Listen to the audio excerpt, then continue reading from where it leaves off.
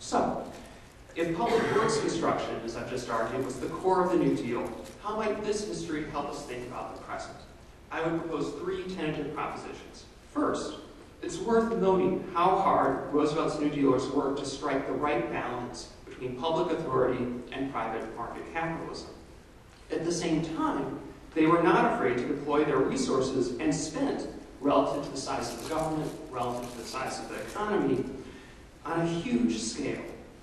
Second, the successes of the New Deal depended to a large degree on its ability to elicit the tangible support of state and local governments.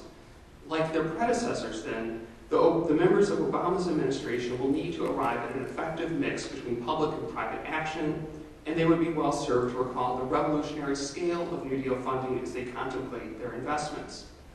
Third, as I hinted at in my introduction, there's a political lesson in this history, one that we can find if we follow Harry Hopkins to the racetrack where he liked to relax in 1938.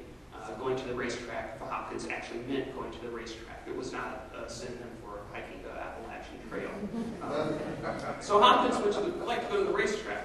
And he was asked by a reporter while wagering on horses, what was the key to the New Deal's success? How would you define this? And Hopkins put it in an informal response that of course, he immediately denied saying. That the key to the New Deal was that it was a political project that could tax and tax, spend and spend, and elect. You know, and this has become this sort of right-wing critique of modern liberalism. It's tax and spend liberalism. But at the time, in the 1930s, when Hopkins made this statement, it really was pure genius. He succinctly identified the qualities that made New Deal liberalism both so powerful and, you know, we often forget, so controversial. The taxing and spending functions of government could remake the political as well as the physical landscape of the nation. And these programs, the New Deal's programs, they were really controversial. One 1939 public opinion poll found that in response to the questions, you know, Gallup asked the questions, what's the best thing FDR has done? What's the worst thing that FDR has done? And the number one answer to each of these questions was the WPA. You know, the best and the worst thing, a controversial program. The American people, in short, loved what the federal government could do to transform their communities and provide work, but many were also worried about the political implications of such a revolutionary step. And conservative opponents of the New Deal were quick to recognize the effectiveness of Hopkins' philosophy. In the 1930s, tax, spend, and elect had helped FDR to 2 presidential terms and had laid waste to the Republican Party. So the New Deal's opponents responded, spearheading the drive to pass the Hatch Act in 1939, a measure designed to prevent what the act termed, quote, pernicious political activities, the use of public works funds to influence elections. And this measure, Roosevelt contemplated vetoing it and then ultimately signed it into law. It rolled back a striking feature of the New Deal order, the massive expansion of the federal payroll outside of the civil service structure. The main lesson here for Obama, I think, lies in the 1939 public opinion poll that I just mentioned. The bold steps that his administration can take to stimulate the economy and provide jobs are the very measures that contain the key for Obama to sustain popularity and forge a winning electoral coalition.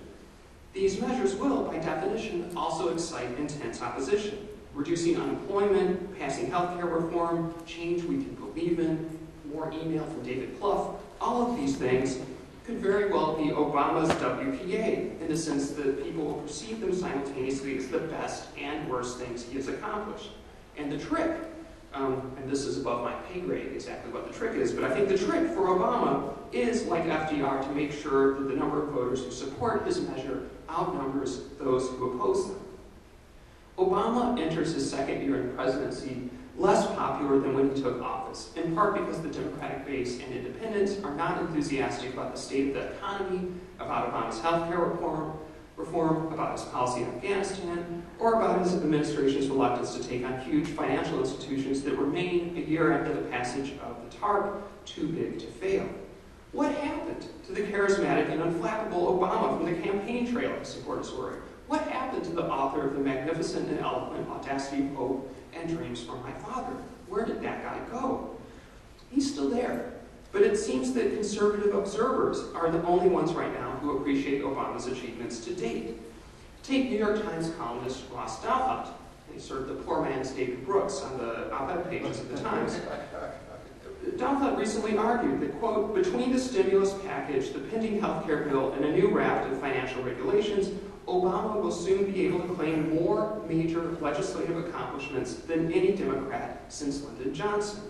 You know, that's not too shabby for a year's worth of work, though I note that Dov rather uncharitably left Obama's Nobel Peace Prize off his list of the president's accomplishments.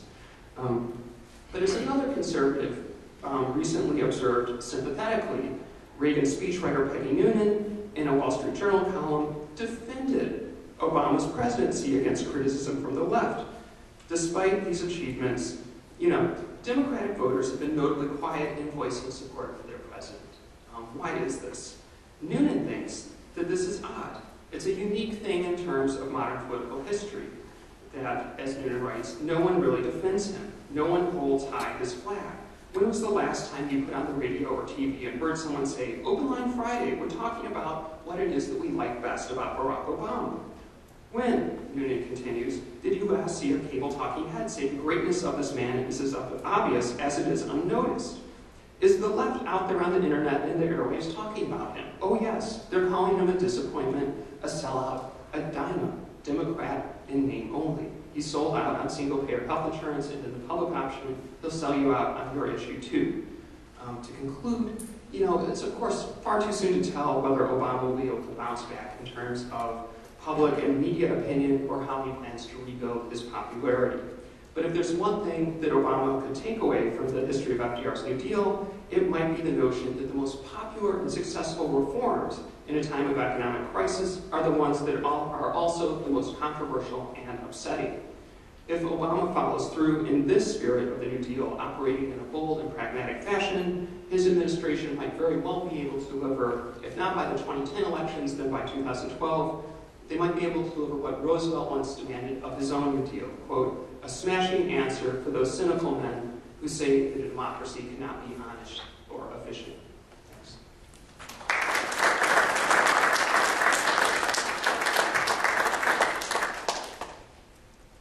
Thanks, Jason. Our next presentation is by Alice O'Connor, a professor of history at UC Santa Barbara.